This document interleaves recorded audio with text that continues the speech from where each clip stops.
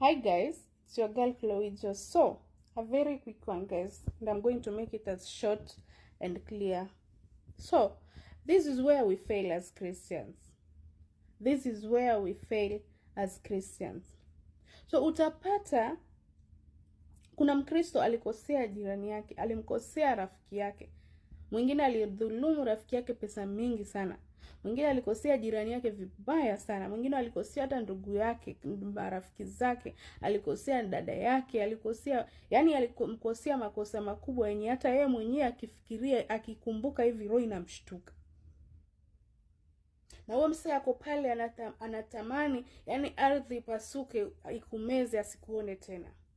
Then you'll find that Christian ataacha huyo rafiki yake, ataacha huyo jirani yake, aende kanisani, aende kuomba. Utamsikia kanisani kabisa, utadhani amejawa na Roho Mtakatifu.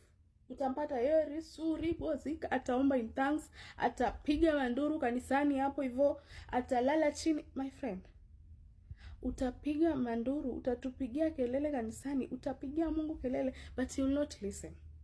Trust you me, you'll have to go the process. There's no shortcut.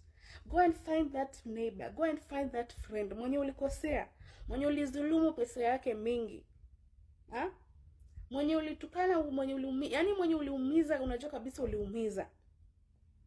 Otherwise utaishi kutafuta mchawi wako, utashindwa biashara yako, utajiuliza kwani what am I not doing right? You're doing everything right, but tatizo ni moja. Kuna mtu mahali analia, yani anajifungia kwa room, analia kwa ajili yako, juu ya vitu zenye ulimfanyia. Mtu anaumia roho, akikuona hivi anatamani tu ardhi pasuki ikumeze tu, asikuone kwa macho yake, uondoke tu kwa hii dunia, juu ya vitu zenye ulimfanyia. So let's go and find that friend, go and find that neighbor, omba msamaha, enda utafute huyo mtu mwenye ulikosea. Otherwise utashinda kanisani kupigia Mungu kelele. Let me tell you, Mungu si mjinga.